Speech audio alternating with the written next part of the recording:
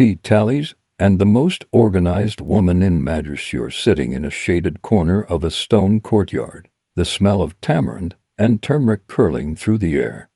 And a rooster crows somewhere far off. It's hot, always hot, but quiet except for the rhythmic tapping of someone writing endlessly with a reed pen. The year is 1774. The place, Madras, now Chennai, on the southeastern coast of India. And the sound you hear is the scratch of Amirthavalli Pillai's pen as she tallies salt, pepper, cloth bolts, and most critically tea accounts. Though history didn't celebrate her, Amirthavalli was one of the most precise minds of the colonial world. Her weapon a ledger, her battleground a British East India Company warehouse. Her legacy a small, perfectly organized rebellion waged with decimals and invoices. Colonial bureaucracy meets to mill precision. Madras in the 1770s was a labyrinth of trade, tariffs, and temperature regulation. The British East India Company had transformed it into a key node for textile exports, spices, and the newly booming tea trade. They built forts, offices, and warehouses. They also built confusion with inconsistent regulations, ever-changing quotas, and ledgers written in a dizzying mix of English, Persian, and Tamil. Into this chaos stepped Amirthavalli, a Tamil Brahmin widow who, due to family connections, took a position as a low-level record keeper at one of the inland customs depots. She was meant to be temporary, just a scribe, someone to help transcribe the flow of cargo. But very quickly, she outclassed everyone in the room. She memorized inventory lists. She corrected incoming shipments with minimal tools, and she began quietly asking dangerous questions like, why are we recording 16 crates of cardamom when only 12 arrived? A woman in the wrong room. In theory, no Indian woman was allowed to supervise or audit East India Company operations. Not only was she a woman, but a native woman, a double disqualification in the eyes of the British hierarchy. But Amirthavalli's ledgers were so precise that senior British clerks began using her as an unofficial check on their own records. They'd walk down the stone hallway with tea-stained lists and say, Amirthavalli, does this match the Fort St. George entry from last month? She would not look up, just reach for a record, thumb to the exact page, and point. Every time she was right. She began to reformat shipment logs for better legibility. She proposed separate columns for local and foreign valuations, and she developed a foolproof coding system for preventing duplicate entries, an innovation later quietly adopted by the British administrators without ever acknowledging its author. The tea that didn't exist. Then came the tea discrepancy. In early 1776, two British clerks logged a shipment of tea from Canton as having arrived in Madras for crates, unusually high grade, destined for auction in London. Amirthavalli noted the entry but flagged a concern. No dock workers had recorded its arrival. At first, her protest was ignored. After all, she was just a ledger woman. But when she traced the manifest back and cross-referenced the ship's actual logbooks, she discovered something unusual. The ship in question had never entered Madras harbor. It had docked in Calcutta. The crates were falsely recorded on purpose. Someone within the company had fabricated the shipment to claim phantom profits, likely rerouting the tea to a private buyer. The quiet memo that traveled to Amirthavalli did something bold. She wrote a quiet memo in Tamil and English, documenting the discrepancy. She signed it with a single line, "This tea does not exist. Please correct the record." The memo circulated slowly and officially. A sympathetic Anglo-Indian assistant in the customs office slipped it into the pouch headed to Fort St. George. From there, it found its way to the company's regional accountant, who found himself with a bureaucratic dilemma. The shipment didn't exist, but neither did Amirthavalli in the official employee register. And so the question lingered awkwardly in office corridors for days. Can a person with no title expose a fraud with no cargo? Section 2. Paper Rebellion. Invisible Witnesses. And the account that didn't add up in a world ruled by ink and stamps. Power often lived in the margins. Amirthavalli had no title, no official authority. Her position existed more as an arrangement than a contract. She was not paid directly by the East India Company, but by a Tamil middleman contractor who provided native clerical support at the depot. Her name never appeared in the official payroll, and yet, by spring of 1776, everyone in the Madras customs office had heard whispers of the memo. The tea does not exist. A quiet sentence passed between desks like contraband. The British accountants were uneasy. No one quite knew how to handle it. If they investigated, they would have to explain how a woman not listed in the employment rolls was correcting shipping logs better than any of their own auditors. If they ignored it, the financial irregularities could continue unchecked. So for weeks, nothing happened. The long corridor between truth and acknowledgment lived here, for her part, returned to her ledgers. She made no public fuss. She didn't push the issue, but she began quietly inserting a new column into her copies of the shipping records accounted for, confirmed by port. Each crate, barrow, or bale she recorded now carried a small tick mark or an X, depending on whether it had truly arrived. And more curious still, she began leaving margin notes, small observations like, marked as tea, smells of tamarind. Porter states this bale last seen in Pondicherry, not Canton. Entry duplicated. See January 10th manifest, third line. They were not accusations, just observations, and they created a subtle but undeniable pressure. One by one, her colleagues started referencing her versions of the ledgers, rather than the official ones. A junior English clerk once joked at a tea stall, "If Amirthavalli's ledger says it didn't happen, it didn't happen." A visit from the fort, and then came the knock. It was a Thursday morning when the door opened, and in walked Mr. Frederick Altham, assistant to the East India Company's chief auditor in Fort St. George. His coat was too thick for the climate, his boots tracked in clay from the coast. He greeted no one.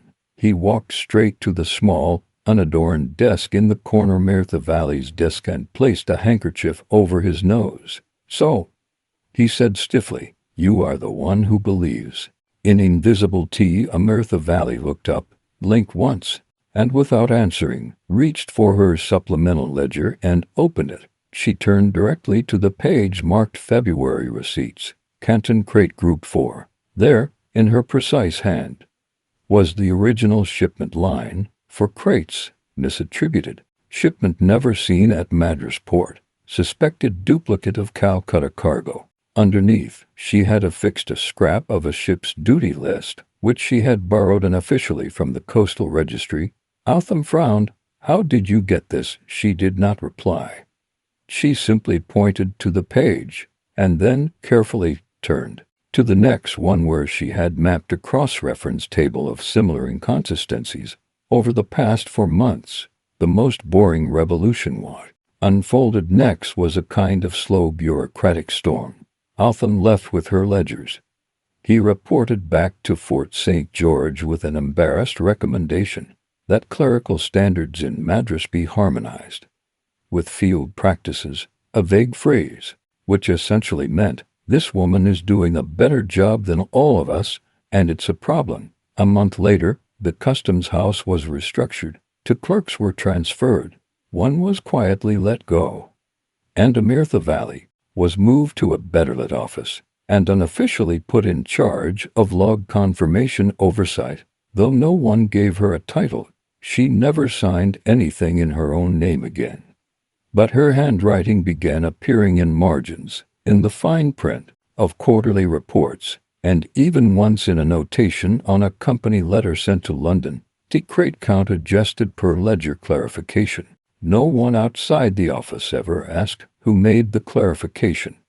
When accuracy becomes dissent, some modern historians argue that what Amirthavalli did was the earliest form of passive data resistance in colonial India, rebellion of accuracy against imperial assumption. She never raised her voice. She never called out names. She simply refused to record falsehoods, and in doing so, forced the system to acknowledge what it pretended not to see. Her name never appears in East India Company archives, but several shipments between 1776 and 1778 bear a subtle code in the margin, a Tamil letter looped just slightly differently, her signature, hidden in plain sight. And so we returned to her desk, back in the sweltering office on a quiet morning, where the rooster crows again and the ink dries slowly. The memo had gone. The tea had never come. The rebellion, if one could call it that, had passed without violence. But the question lingers like dust on paper. Can truth survive in a system built to ignore if someone simply keeps the books home? Sly Section 3, the archive, the signature, and the silence that followed. Let us return now one last time to that shaded corner office in Madras. The ledger is open, the ink bottle sits half full, and Amirthavalli Pillai, as always, writes slowly, precisely, methodically. She records every shipment that passes through the depot, marks discrepancies, and ties each loose thread like a tailor adjusting a coat that no longer fits its owner. It is 1778 now. 2 years after the tea that never existed. Outside, Madras is changing, roads are being widened, taxes are creeping upward, and the British East India Company's reach is expanding deeper into the interior. They've issued new rules for merchants, restructured port fees, and increased the number of English supervisors in nearly every depot. But inside the dusty corridor where Amirthavalli works, not much has changed, except one thing: now everyone checks her ledgers first. The ledger as legacy. She never held an official title. She never wore a uniform. She never once stood at the harbor wall and raised her voice. And yet Amirthavalli became the quiet center of a new culture in the customs office, one that valued accuracy over obedience. When new clerks arrived, they were told, "Have Amirthavalli check your columns before you finalize." When a British officer prepared quarterly trade reports, he would casually ask, "Has the ledger been Amirthavalli'd yet?" Her name became a verb, quietly, locally, respectfully. Not long after, a regional inspector noted a curious pattern. The Madras depot had the lowest discrepancy rate of any East India Company station in India.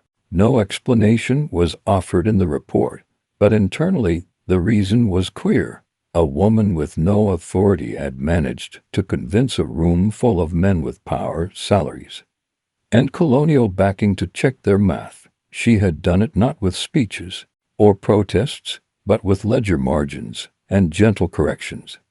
The whisper network of women with few records do survive from this era offers small but telling detail. Amirthavalli began training other women, widows, orphan girls, and daughters of local scribes who were not allowed to formally study began arriving in the afternoons under the excuse of tidying the accounts or helping with filing. They learned numbers, categories, seals, and signatures. They learned the difference between salt tax assessments and pepper tariffs. And most importantly, they learned how to quietly spot fraud and how to record it without accusation. There are references to this informal circle in two letters written by a company officer. There are too many native women near the depot these days, scribbling in the margins. They are not on the rolls. Please advise if any permits have been issued. No one replied. The ledger disappears in 1781. The war reached him. The Second Anglo-Mysore War brought conflict to Madras. Fort St. George braced for siege. Officials scrambled to secure supply lines and cash reserves. Amidst the growing uncertainty, the customs depot was shuttered temporarily, and staff were reassigned or evacuated inland. Amirthavalli was not among those given orders. She remained. One account written by a Tamil port inspector decades later claims that she carried her ledgers in a satchel, wrapped in oilcloth, and delivered them by foot to a secure house used by company agents near the Adyar River. That, supposedly, is where she left them. The depot was looted 2 weeks later by Missourian scouts. The ledgers were gone, or hidden, or destroyed. We don't know. What we do know is that after 1781, Amirthavalli's name vanishes not just from official records, but from correspondence, footnotes, even rumors. No obituary. No mention in retirement logs, not even a passing comment. And yet, her handwriting remains decades later. A small number of warehouse manifests from 1776 to 1780 were discovered in a private archive near Pondicherry, mislabeled and forgotten. Inside were records with a distinctive, careful to mill English hand, slender strokes, delicate loops, consistent spacing. One document includes a column with a tick mark system and the now familiar note, accounted for. Confirmed by port. No name, no initials, but unmistakable. Today, a few archivists in South India refer to these as the Amirthavalli pages, though no official historian has declared it as such. Still, the tick marks are there, and so is the question that lingers over dusty ledgers and vanished satchels. What if the most effective resistance in history is the kind that no one notices, until the margins tell a different story? The perfumed ledger and the science of taste in the Abbasid Caliphate Medina kitchen, with no open flames, no loud chatter, and no mess, just rows of stone counters, copper basins, and soft footsteps echoing off tiled walls. In this kitchen, silence is not only preferred, it is enforced. This is not a household but an office, and the man at the far end, wearing ink-stained sleeves, is not a cook but a government spice inspector. Welcome to Baghdad, 9th century, at the height of the Abbasid Caliphate, a city of domes, date palms, mathematical treatises, and meticulously recorded stew recipes. In this story, we follow the trail of an unusual figure, Ibn al-Madani, chief clerk of the Bureau of Public Taste, a real position that somehow existed for over 20 years, tucked within the Caliphate's Department of Provisions. His job was to standardize flavors served to soldiers, scholars, and public officials. In other words, he was the man responsible for making sure the lentil soup of one garrison tasted like the lentil soup of another, even if those two cities were hundreds of miles apart. The flavor of governance. To understand why Baghdad needed a Bureau of Public Taste, one must first understand the Abbasid obsession with order. At its peak, the Caliphate stretched from Tunisia to the edges of India, covering a patchwork of languages, crops, and cuisines. The Caliph's advisors believed that unity didn't come only through law, but through routine, and nothing was more routine than food. If a soldier in Basra had eggplant with tahini on Thursday, then a soldier in Samarra should have precisely the same meal. Not because it was delicious, though it often was, but because it was expected. Consistency, they believed, soothed the mind. Consistency was calming. And so, a series of food protocols was drafted, one part bureaucratic document, one part cookbook, and all deeply dull. At the center of these protocols stood Ibn al-Madani, a scribe who once trained as a perfume maker, and who applied the same principles of scent balancing to meat broths and fig paste. The tasting ledger. Each morning, Ibn al-Madani entered the bureau just before sunrise. His first task was not writing, but tasting.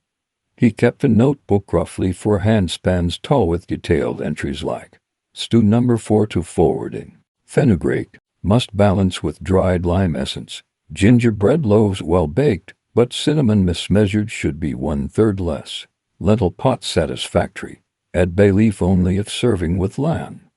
Omit otherwise. No one read this notebook but him. It was not for approval. It was for recording the invisible, the subtle differences between good enough and nearly right.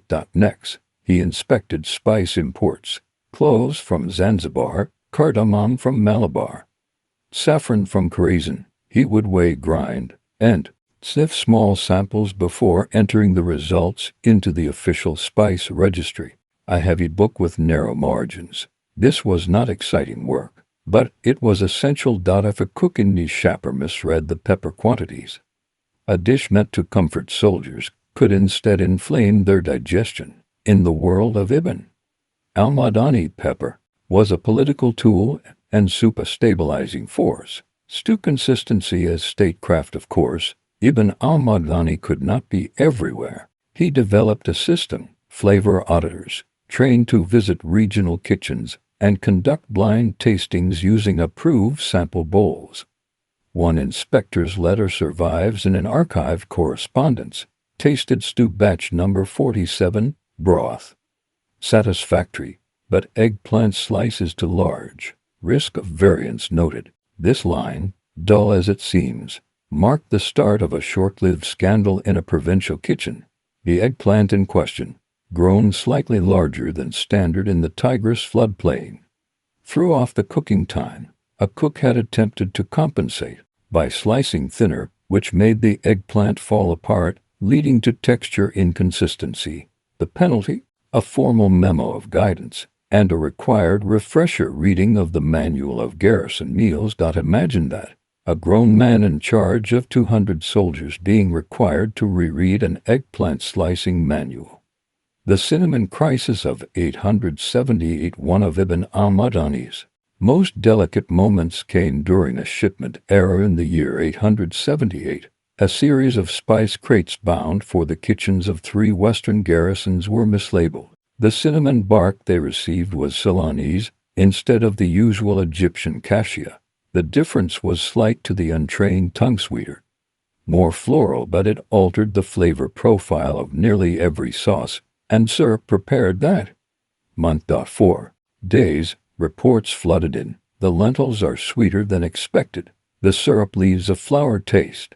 The vinegar chicken seems perfume-laced. Ibn al-Madani immediately investigated and issued a rare flavor rectification order, which required all military kitchens to boil vinegar and bay leaves into existing stews to neutralize the sweetness. The cinnamon was replaced, the meals normalized, morale stabilized, and no one, not even the Caliph, ever realized how close the state came to culinary panic. So we end this section not with a grand moment, but with a man dipping a wooden spoon into a pot of chickpeas, adjusting a pinch of coriander, and writing quietly in the margin, "Taste stabilized, proceed with standard protocol." But it leaves us wondering how much of history turned not on battles or decrees, but on the quiet decisions made in kitchens by those who understood that flavor could hold an empire together. Section 2. Chickpea codices, portable recipes, and the geometry of soup bowls. When we last left Ibn al-Madani, he was quietly correcting an empire's cinnamon mistake with a vinegar bay leaf remedy, hardly the stuff of epic legend, but in his world, this was as dramatic as it got. Now we delve deeper, not into his pantry, but into the larger system he helped maintain. It may surprise you to learn that one of the Abbasid Caliphate's greatest logistical achievements wasn't a palace, a library, or even a canal. It was a menu. Not just any menu, a standardized roster of dishes, seasonally adjusted and regionally adapted, issued to military garrisons, postal stations, and public hospitals. It came in a scroll, bound in oiled linen, and referred to by its formal name, the Codex of Acceptable Nourishment in Times of Governance. Most referred to it simply as the Chickpea Codex. The Chickpea Codex, you might picture a cookbook here, but this was something duller, and therefore more powerful. Each page described ingredients with regional substitutions, approved preparation method, cooking times based on altitude, notes on preferred utensil material, expected aroma within 10 minutes of simmering. For example, a typical listing might read, lentils with vinegar, spring version, lentils, soft brown only, soaked overnight, vinegar, wine or date. Depending on region, garlic, to be added only in garrisons with poor sanitation. See Section 8.2. Cook until visible foam layer forms. Stir counterclockwise 7 times. Counterclockwise stirring, while seemingly pedantic, was tied to local beliefs about avoiding bitterness in lentil-based broths. Whether true or not, the Codex respected and preserved these beliefs not for science, but for calm, because predictability, especially in meals, was soothing in a time of uncertainty. Mobile kitchens. Stationary mines with borders stretching thousands of miles, the Caliphate relied heavily on mobile units, postal couriers, military messengers, and field medics. Each was equipped with a folding travel kitchen, a small wooden box containing a brass pot, a folding ladley spice pouch with pre-measured ingredients: coriander, cumin, sumac, salt, a miniature scroll of meal guidance for road officials. These kits allowed any literate field officer to prepare Codex-compliant meals even while camped beside a goat trail in the Zagros Mountains. Ibn al-Madani personally signed off on the pouch ratios each year. He reviewed sample dishes cooked over dung fires. He adjusted cumin measurements based on altitude, wind chill data collected from hilltop informants. His notebook, still referenced today by food historians, note flavor changes caused by wind speed. Coriander loses brightness in strong western gusts. Suggest doubling salt to maintain depth. You begin to understand the man's mindset. Flavor was never static, it shifted with terrain, season, and silence. The geometry of soup. A lesser-known contribution of Ibn al-Madani was his work on serving vessels. He noticed that in different cities, stews were served in radically different bowls, wide and shallow in Basra, tall and narrow in Ray. This, he insisted, affected temperature, aroma distribution, and spoon reach, and so he commissioned what became known as the Baghdad bowl standard. It had a depth-to-width ratio of 3 to 5, a curved inner lip to prevent overspill, a thick base to retain heat but avoid scorching lentils at the bottom. Why does this matter? Because consistency, again, was the goal. If a stew took longer to cool in Basra than it did in Kufa, diners in one place would eat faster than in another, leading to misaligned daily prayer breaks. You may laugh, but the Bureau didn't. Ibn al-Madani's proposed standard was adopted in 882 CE for all government-run kitchens, and soon after many urban eateries followed suit. Within a decade, pottery designs across Mesopotamia began to mirror the Baghdad bowl, and this, perhaps more than any memo or decree, spread a sense of culinary uniformity across the Caliphate. Spice trials and the paprika misunderstanding. Of the few documented moments of professional conflict in Ibn al-Madani's life came in 886 CE, when a junior clerk proposed adding paprika to a chickpea and mint dish served in the western provinces. There was a small problem with this proposal. Paprika, as we know it today, had not yet arrived in the Islamic world.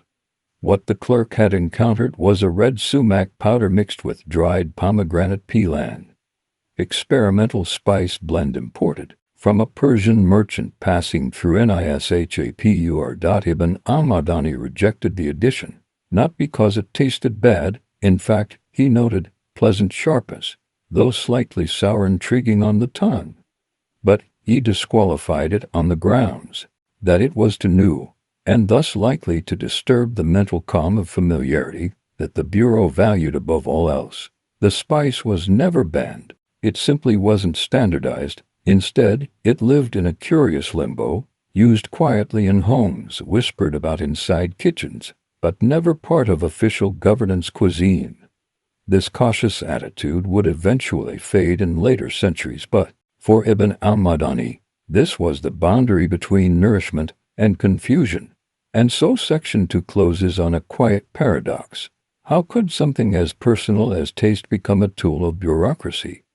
And more curiously, why did people complain not out of fear, but out of comfort in knowing exactly how their soup would taste? Hundreds of miles from home. Section 3.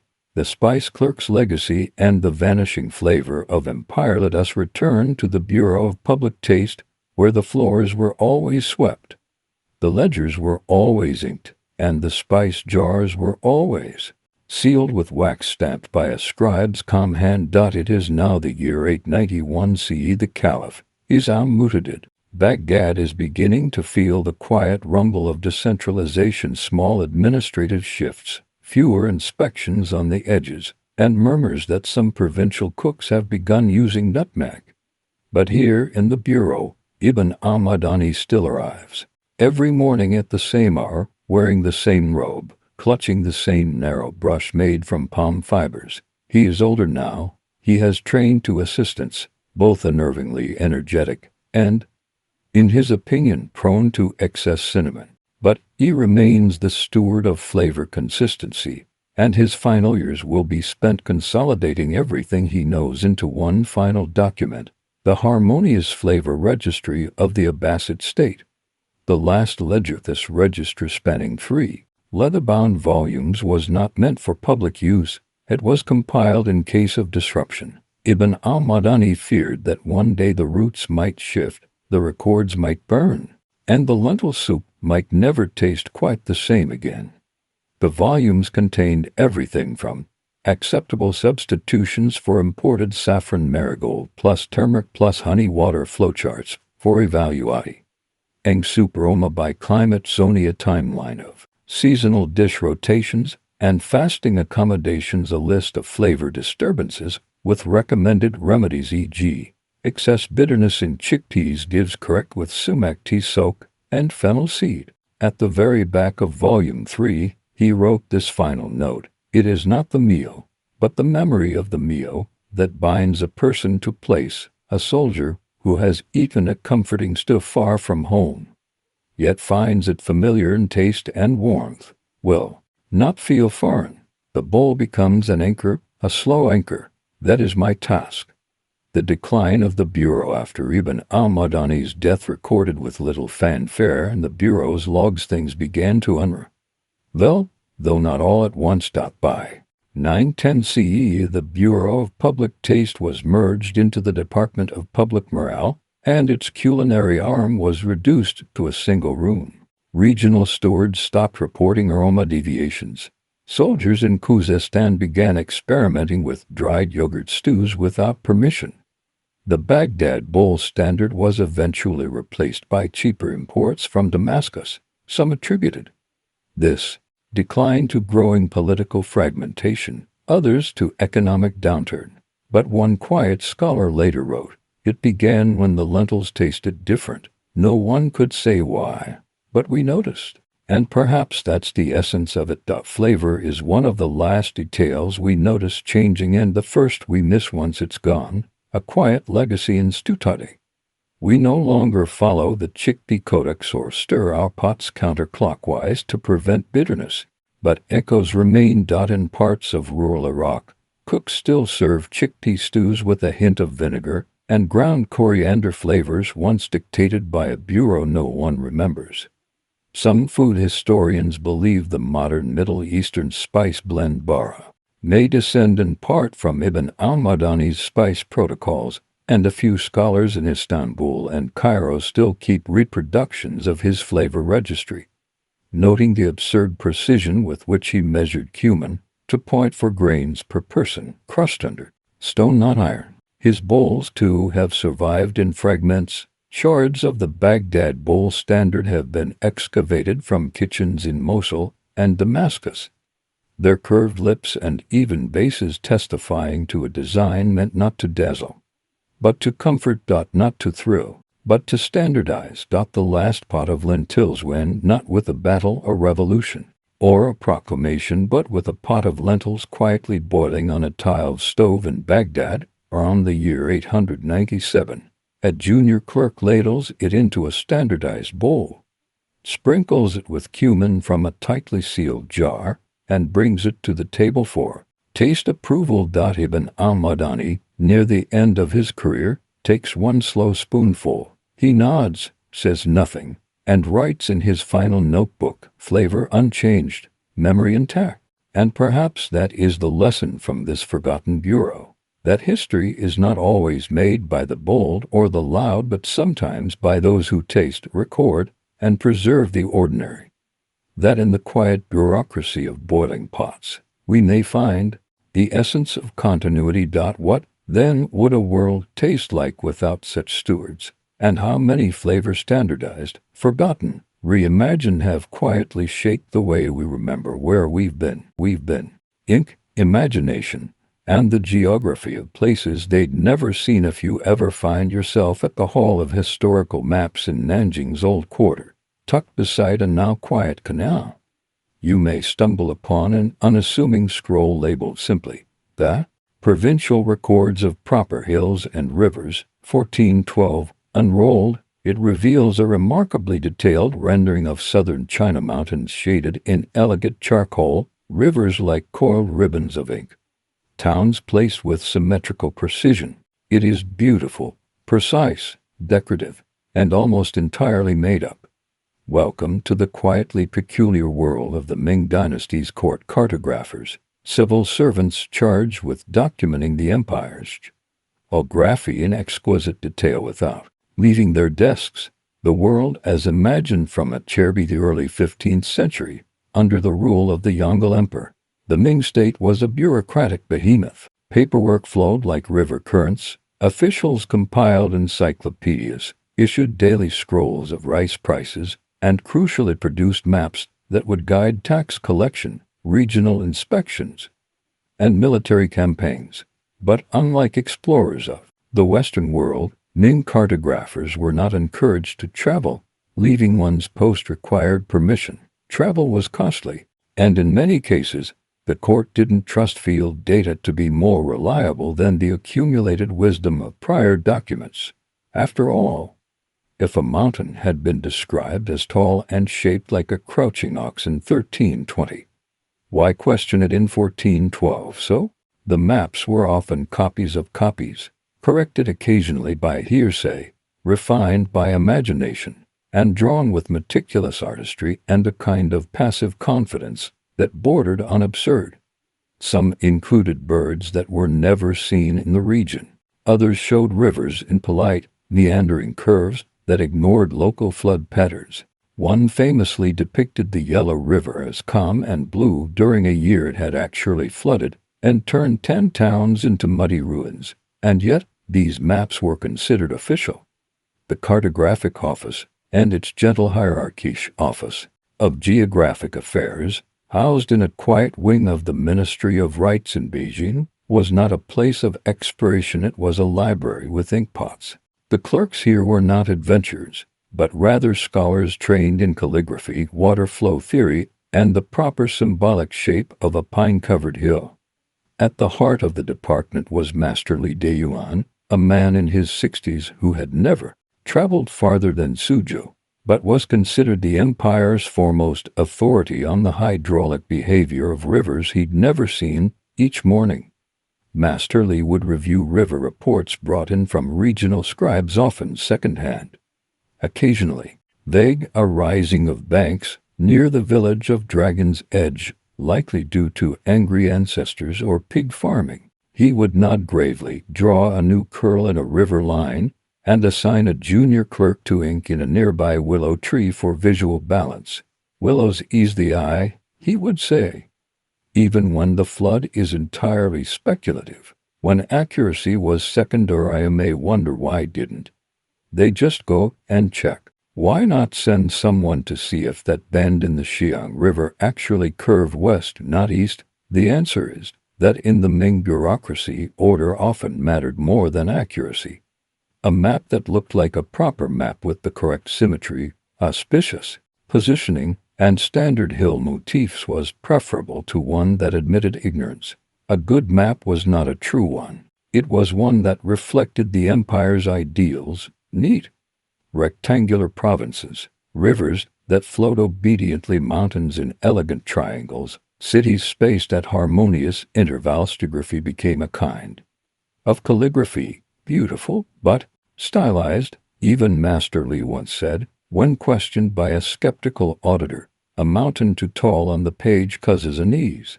Better to shrink it and let the mind expand."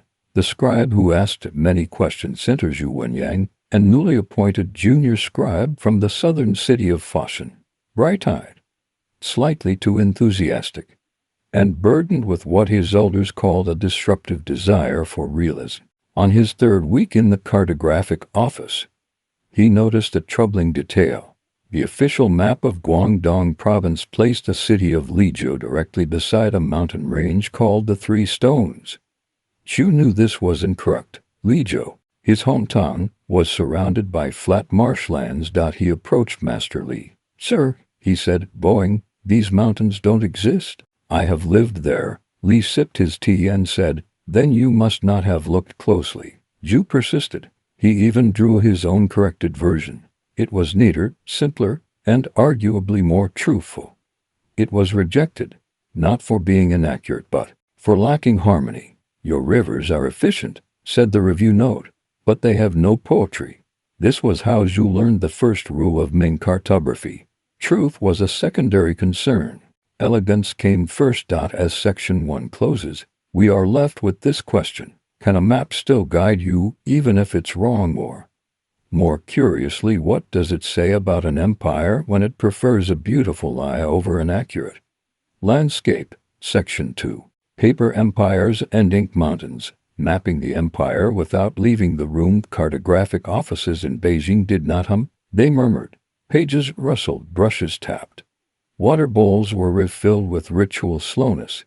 In this quiet dance of ink and guesswork, Ming cartographers continued to define an empire too vast to walk, and too orderly on paper to contradict. By 1415, the Yongle Emperor's territorial ambitions had stretched the Ming realm into new frontiers: Vietnam, Inner Mongolia, parts of modern-day Myanmar. But here in the Ministry of Rights, the expansion registered only as new rectangles to draw and new rivers to name. The expansion brought headaches, not adventures, to Master Li Deyuan and his team.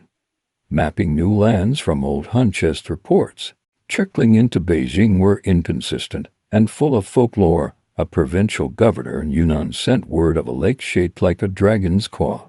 A military captain insisted on mountains that bleed salt in spring. A merchant mentioned a town of mirror sellers who only walked backwards. None of it was verifiable. All of it had to be processed. So Master Li developed a system. He called it patterned approximation. If 3 sources mentioned hills, he'd draw 2 hills and a tree. If one mentioned a marsh and another a field, he'd sketch reeds. If one referenced wolves, he'd shade the area lightly gray.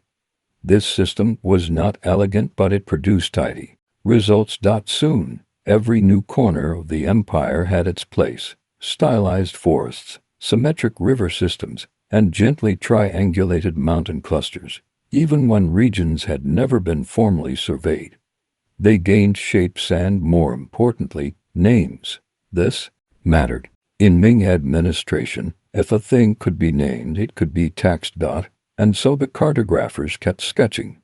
Yu Wenyang's rebellion in brushstrokes. Meanwhile, Zhu Wenyang, the young mapmaker with a stubborn streak of honesty, began to rebel, not loudly, not recklessly, but slowly, by adding notes in the margins. In his assigned scroll of the Southwest Territories, he penciled, "Unconfirmed river path. Traders contradict each other. Reported mountain may be a large hill or a legend. Boundary lines here disputed by local farmers. Paper logic only." He showed it to his supervisor. The feedback was swift. "The map is not a diary. The people do not sleep better knowing what we do not know." And yet, Zhu's habit persisted. He began storing alternate versions of maps in his own drawer, slightly messier, but laced with personal observation and humility. He called them his possible geographies. Late at night, when no one was watching, he copied the officially approved maps. Then he made versions that looked different: more tangled rivers, towns slightly out of line, mountain ranges that stopped where terrain grew flat. Maybe, he told himself, we don't need perfect order to find truth. It wasn't treason, but it wasn't policy. Paper versus footsteps in 1417. Word arrived that Admiral Zheng He had returned from his great voyage laden with tribute animals and exotic maps. Real maps, nautical ones. The ministry panicked slightly. Some of Zheng He's coastal maps contradicted the official ones. Harbors were larger. Islands were misplaced. Some cities marked on the Ming scrolls didn't exist. Others had been misnamed or relocated entirely. Masterly reviewed them quietly and made a decision. We will incorporate these where they support the existing grid. Where they do not, we must protect the reader from confusion. Thus, Zheng. These maps were redrawn to match the aesthetic of Mingland maps. Rivers once wild were redrafted to conform.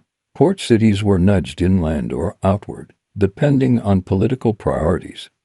In one extreme case, the harbor of Cochin was inverted, so its coastline curved east instead of west, to better align with Ming concepts of auspicious directionality. To outsiders, it seemed absurd. To Master Li, it was necessary. The world must fit the framework, not the other way around.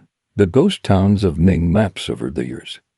Some of the most meticulous scrolls began to show their flaws not through official complaint, but through absence. Merchants would travel to a named city and find only wild scrubland. Officials would go looking for tax posts marked on the scroll and discover empty hills. Towns inked in elegant strokes such as Red River Hamlet or Mountain Fan Village were never there to begin with. They had been named into being on the strength of rumor and ink. Yet rather than correct these fictions, local officials often created new outposts on the spot just to match the maps. They'd build a simple watchtower, assign a tax officer, import a handful of settlers. If the map says it's there, they reasoned, perhaps it should be. Thus, in a quietly recursive twist, the map began to create the territory, a quiet conversation in the Archivian late evening. Yu Wenyang stood in the archives, looking at a massive scroll depicting the empire from sea to steppe. He whispered to Master Li, "Don't you ever wonder what it actually looks like?" Li, his hair now streaked with white, smiled softly. "It looks like this," he said, gesturing to the map, "because we said so." Then, after a pause, he added, "But I do wonder what it feels like." Yu said nothing, but returned to his desk. That night, he added one more entry to his possible geographies folder. The empire we drew with calm hands may never match the dust on a traveler's shoe, but it may still guide them.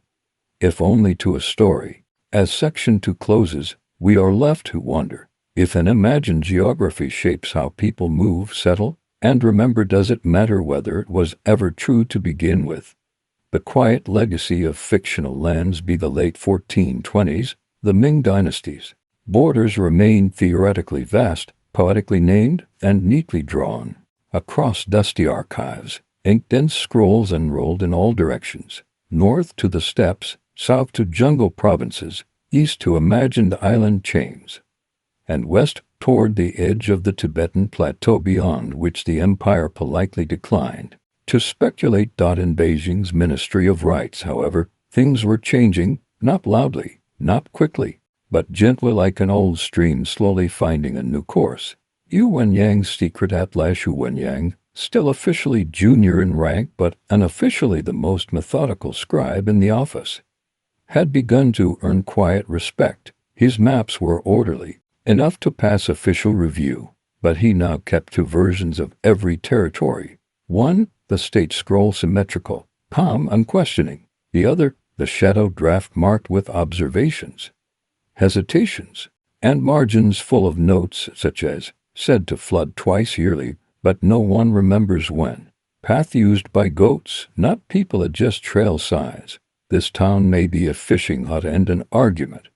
He no longer believed one map was better than the other. He simply understood that each had a different kind of truth. As you told a junior apprentice one day while training him to shade water, we are not only map makers, we are caretakers of the empire's imagination.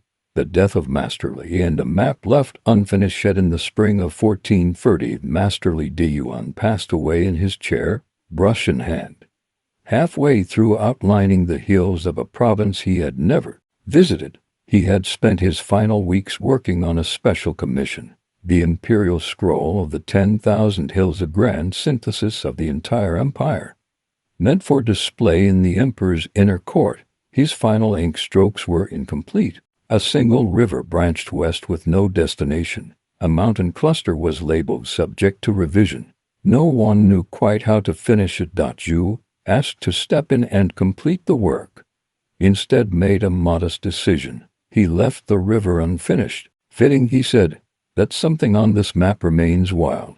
That decision earned no comment from the emperor, but within the Office of Geographic Affairs, it marked a shift. The birth of the unverified scroll room inspired by Zhu's quiet innovations. The ministry carved out a corner of its archives to store alternate versions of maps not official, but not discarded. Here, maps could include footnotes, folk rumors, cartographic guesses, and geographic curiosities. A dotted path might represent a smuggler's trail. A shaded grove might reference a local ghost story. A missing town might simply be marked never seen, still believed in. It became known as the unverified scroll room, though younger scribes called it the Whisper Library. These scrolls were never used for military campaigns or tax collection, but travelers and low-level officials often requested copies before setting out, finding in them something more valuable than accuracy, possibility. Cartography as memory, not just measurement. In the decades that followed, other imperial powers, Europeans in particular, would embrace surveying, triangulation, mathematical mapping. Their explorers carved coastlines and measured river banks. Their maps became tools of conquest, but the Ming cartographers, particularly those in Zhu's lineage, never fully abandoned the old way. A map as reflection, not decoration. A geography built on memory, myth, and metaphor. They knew that a mountain could be misdrawn, but if everyone believed it stood there, then in some real sense it did. There are even records from the early 16th century of Ming officials arriving at unnamed villages and deciding, after unrolling an old scroll and finding a nearby fictional town, to simply rename the new village to match the map. "We were not found," one village elder said. "We were invented, and then we appeared." Today, a final scroll on display in the Modern Museum of Cartographic History in Suzhou. A single scroll hangs in a glass case. Southwestern regions, including what we have heard. It features lovely hills, speculative lakes, unknown forests, and villages with names like Cicada Valley and Red Thread Hamlet. Some of those places now exist, some never did. Some only appeared on later maps because the earlier ones suggested they might. And in the lower right corner, in faded brush strokes, a single note reads, "Map completed without leaving the room." Perhaps the world visited us in ink, and so we leave the story of Ming Dynasty mapmakers with this gentle reflection. If a thing is drawn and remembered, does it become more real than if it were only seen? And more curiously still, how many of our modern truths are simply inherited guesses, drawn confidently by those who never stepped outside? Snow, skin, and silence. Daily life at 40 Bila, long before the whir of central heating or the hum of kerosene stoves. A different kind of warmth ruled the Arctic, the kind passed from body to body, woven into fur, and sealed against the wind with a breath. Inuit communities across the Arctic, stretching from modern-day Greenland through Canada's far north to coastal Alaska, lived in temperatures that regularly dipped below -40°C. Winters stretched from October to May. Night lasted weeks. Snow drifted so high it became a landmark. And yet, through ingenuity and quiet tradition, families endured. At the center of this quiet survival were the smallest, most fragile members of the community, the infants. They were born into snowbound darkness, swaddled not in blankets, but in clothing, shelters, and ingenious, portable micro-environments that had no modern equivalent.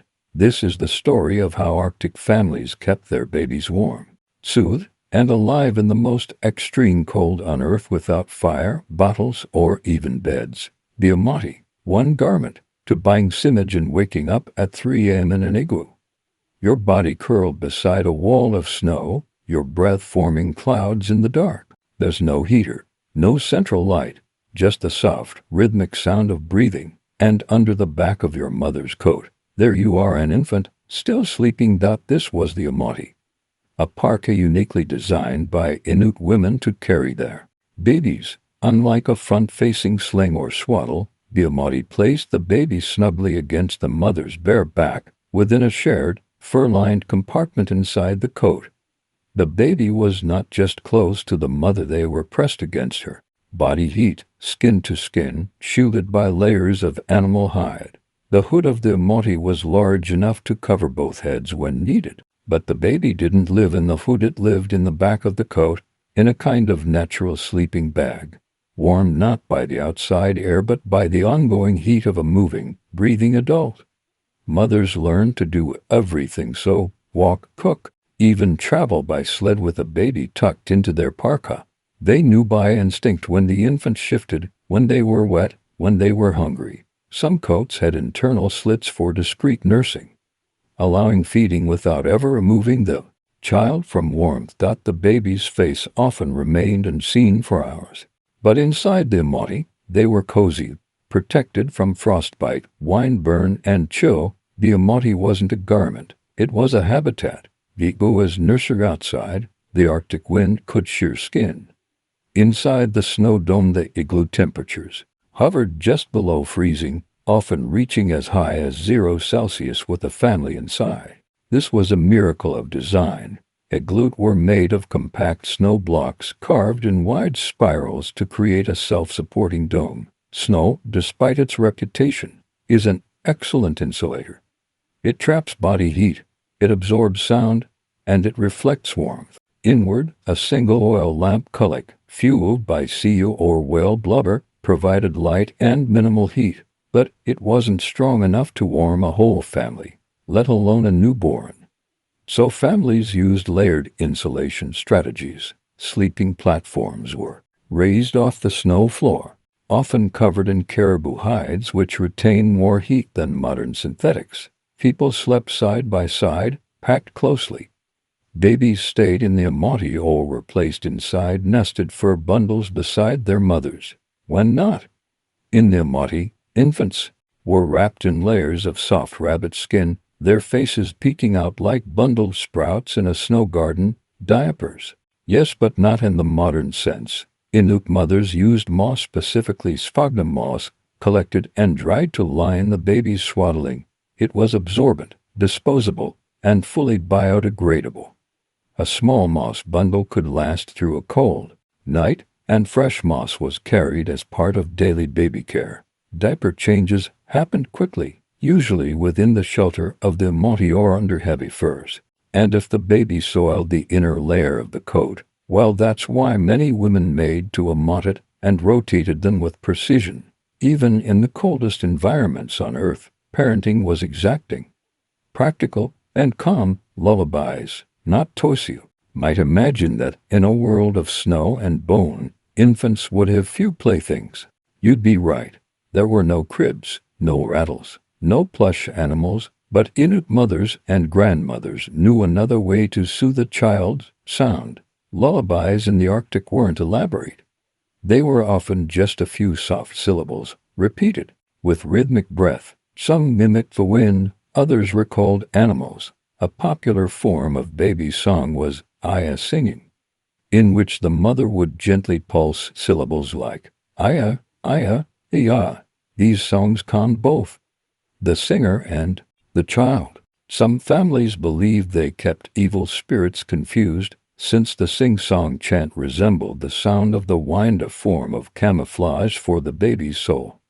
Singing also helped regulate the mother's breathing, creating a stable rhythm that the baby, resting against her back, could feel as vibration. There were also soft-spoken stories, small oral tales about how seals got their spots, or why snow is silent. These weren't told to teach, but simply to fill the quiet in a land with little sound. Words were warmth. As section 1 closes, we might pause with a question. When every modern convenience is removed, bottles, heating, toys, blankets, what's left to protect a child? For the Inuit, the answer was both deeply practical and profoundly human: body heat, shared silence, and the exact knowledge of what a baby needs when the wind howls for days. Section 2. Icebound wisdom, mothers, midwives, and the first days of life to fully understand how Inuit babies survived and thrived in the Arctic. One must begin not with the baby's first cry, but with the community's quiet choreography around birth. In the frigid silence of a snowbound winter, far from clinics or formal midwives, Inuit births took place in snow houses, tents, or skin dwellings, guided by women who had themselves been born in similar conditions. These elder women, known not by title but by skill, passed on generations of lived knowledge, less scientific than intuitive, less invasive than precise. There were no sterile instruments, but everything was clean, scrubbed with snow, steamed in sea oil smoke, or simply exposed to the antiseptic cold. Blankets of caribou hide were warmed by body heat in advance, and the room, if we can call it that, was cleared of sharp tools, men, and anything distracting. Inuit culture placed an almost sacred calm around childbirth, not a panic, but a practice. Birth without rush, like in some modern settings. There was little attempt to force speed. Labor progressed at its own pace, even if it lasted through the long Arctic night. The women attending knew how to watch, listen, wait. When the baby came, it was caught not by gloves, but bare, steady hands. The umbilical cord was tied with sinew, animal tendons softened by chewing and dried in advance. Stump might be dabbed with powdered moss or rabbit fur ash. No stitches, no clamps, just soft handling and quiet. Babies were not bathed in water, there was rarely enough. Instead, they were gently rubbed with warm animal fat or sea oil, both to clean and moisturize the skin, preventing chapping in the dry cold. And then, most importantly, the baby was swaddled in fur, placed skin to skin inside their moti, and kept there for hours or even days. The mother's heartbeat, breathing, and scent became the baby's first environment. Warmth wasn't a condition, it was a relationship. Breastfeeding on the tundra, in a world without formula, breastfeeding wasn't a choice. It was the only way forward, and one that had evolved naturally with lifestyle. Inuit women typically breastfed for 2 to 3 years, sometimes longer. Babies were fed on demand, which in the Arctic meant often and quietly. There was no separate nursery, no scheduled feeds. A baby stirred, whimpered, and was fed. What made this practice uniquely suited to the Arctic was the internal design of the moti. In many versions, the parka included a slit or flap that allowed discreet nursing. Without ever removing the infant from warmth, the mother could feed while walking, cooking, or sitting still. Nutritionally, the mother's diet rich in fat, protein, and omega-3 south from seal, fish, and whale-produced milk high in energy. This helped babies gain weight quickly, insulating them with fat deposits vital for survival. And if a mother died or couldn't produce milk, a sister or elder might step in. Wet nursing was accepted and even expected in tight-knit camps. One woman's ability to feed meant the whole generation could survive. Milk was not just nourishment, it was survival passed from one woman to another. No names at first. You might think that a baby's name is chosen before birth or immediately after. Among many Inuit groups, the naming process was far more intricate and often delayed. Babies were not always named at birth. Instead, elders would observe them for a few days, sometimes even weeks. They believed that the newborn revealed their name through behaviors, resemblances, or dreams.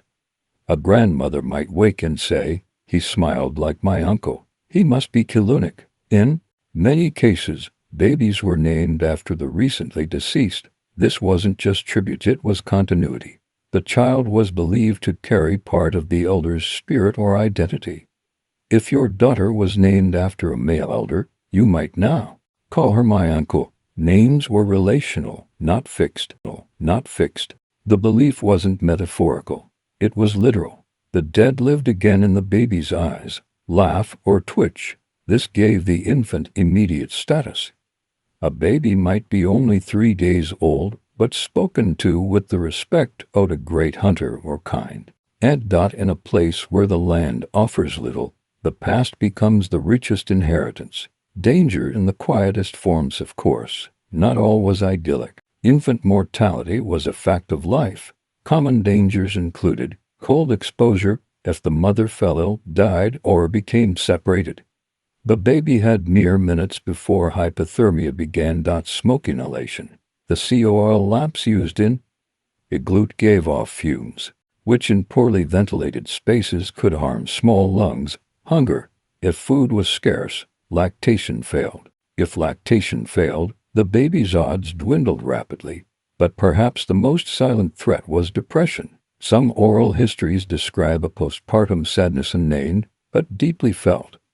In a world with few distractions and endless dark, a mother's mind could become heavy. Communities would respond not with medicine, but with proximity. The mother would be brought closer to others.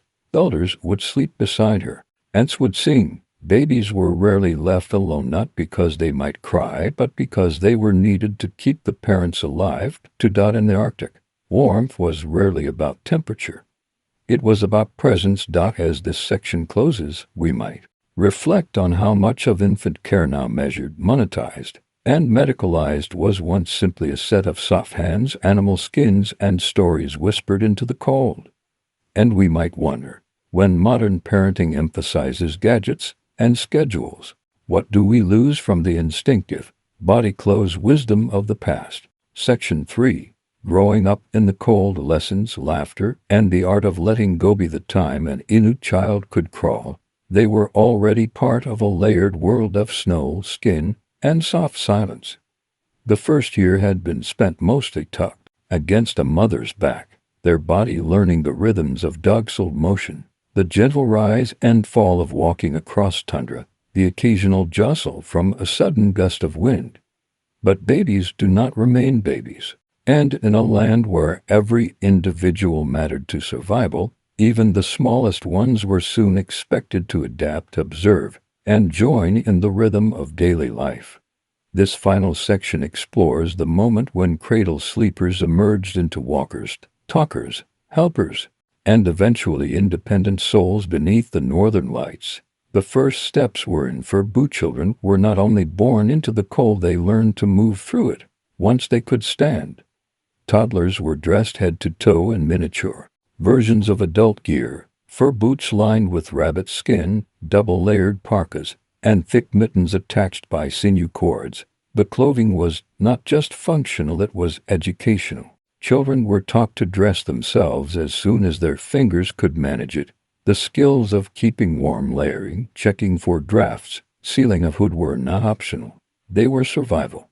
There was no cold weather warning. Every day was a cold weather warning. Still, there was room for play. Small children played with ivory dolls, carved sleds, and even miniature harpoons made from driftwood. These were not toys in the modern sense, they were training tools wrapped in play. A child practicing with a toy harpoon was not pretending. They were rehearsing for future life. And when the wind was too fierce, there were games inside they go too. String figures like Cat's Cradle were common, often accompanied by stories. The soft glow of the Kulak lamp would flicker as fingers danced across the SINEW. In the Arctic, learning to tie a knot could be the beginning of tying down a seal. Discipline. In the land of soft words, raising children in the Arctic meant striking a balance between patience and precision. One of the most unusual features of Inuit child-rearing, remarked upon by anthropologists as early as the 19th century, was the lack of yelling, scolding, or punishment. Even when a child acted out, adults rarely responded with anger. Instead, they used gentle questioning and story-based teaching. If a child refused to put on their mittens before going outside, a grandmother might crouch beside them and softly ask, "What would your fingers say if they froze and fell off?" Not sarcasm, not fear, just a slightly absurd story, presented without judgment. These tales, called comedic stories, were small cautionary myths invented for everyday life. They didn't shame the child. They invited them to imagine consequences. And this worked. Children learned through mimicry, conversation, and repetition. They knew their actions mattered not just to their own safety, but to the group. The land left little room for indulgence. And yet parents rarely imposed harsh discipline. They didn't need to. The environment taught enough. In a place where one wrong step meant frostbite, kindness wasn't weakness, it was guidance. From carried to carrying the age 6 or 7, children began to assist. They fetched snow for melting, helped clean moss for baby wrappings, practiced lighting colored lamps. Girls learned to sew, sometimes using their own doll-sized parkas. Boys learned to handle dogs, repair harnesses, and mimic the clicks and calls needed to guide a sled. But one of the most tender rites of passage came with the birth of a sibling. When a new baby arrived, an older sibling might be entrusted with small caregiving tasks, feeding moss-warm milk from a cup, holding a hand, or simply watching the infant while the mother rested. These weren't symbolic duties, they were essential. In this way, the child who had once been a cradle sleeper became part of the next infant's circle of warmth, a living chain of touch, breath, and memory.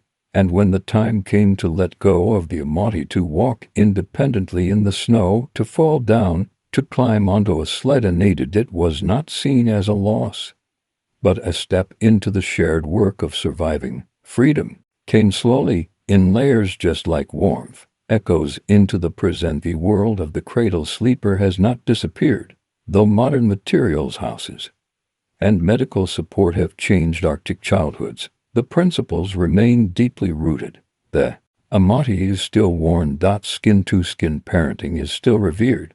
Children are still guided with stories more than scolding. And the old belief that a child holds the soul of an ancestor still shapes naming, kinship, and emotional bonds. Today, in parts of Nunavut and Greenland, you can still hear an elder humming an Aya tune to a baby whose boots are stitched with patterns older than memory. The snow may look the same as it did centuries ago, but inside the warmth of a shared parka, history beats quietly alongside a tiny heart. So as this story concludes, a final reflection. What if survival in the harshest place on earth was never about toughness, but about tenderness passed from one small body to the next, one whisper at a time?